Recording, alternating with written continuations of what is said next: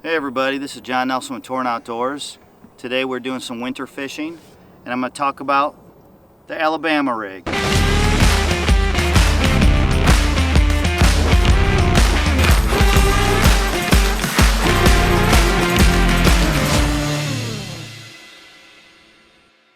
Now we're in Tennessee, so I got two dummies, and the reason we call them dummies is I got a screw lock in here and I just ran that up into a soft plastic, so there is no hook in these two. Right here I'm using exposed hooks. These are 1/8 ounce heads. So what I have here, I have the bottom 3. So if it's coming in, I got the bottom 2, and the one coming out the back has the jig heads in them. These are exposed. There's another style you can use. You can use the belly weighted hooks, especially if you're throwing at specific trees and brush piles, if you're trying to hit those and cause a reaction strike. But in this case, I got 3 exposed hooks.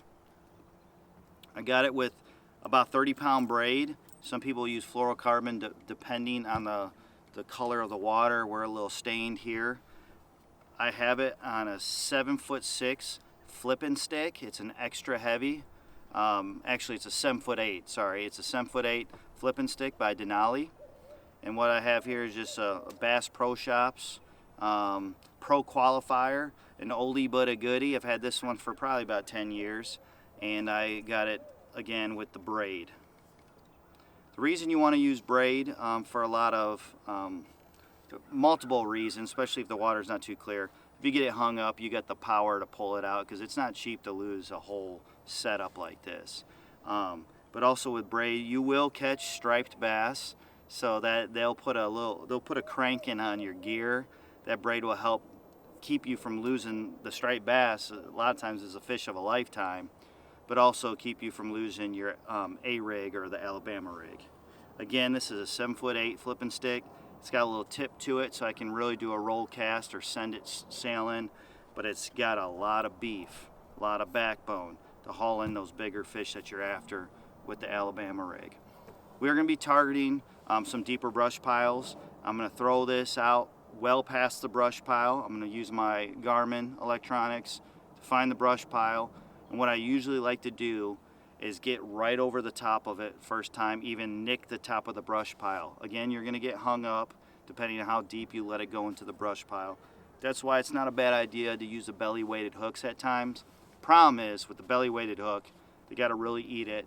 You got to give them a second and really set the hook. With the exposed hooks, you got a better hookup ratio. This style has been used a lot for many years in the ocean and things like that, and it's basically a bait ball. So you got a whole school of fish.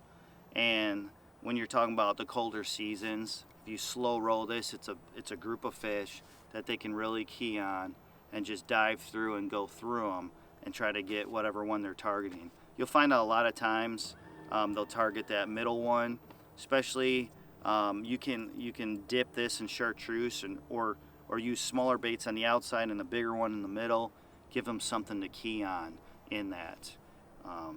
But yeah, it's this style of bait. Like I said, it's like a school of fish, and it really attracts a big fish. We're 11 feet, 10 to 11 feet, and it's 44-degree water temp. I'm gonna cast this A-rig out. You can see it falling right here. And then I'm gonna get it started. Slow roll it through here. That's about it in a nutshell of the Alabama rig.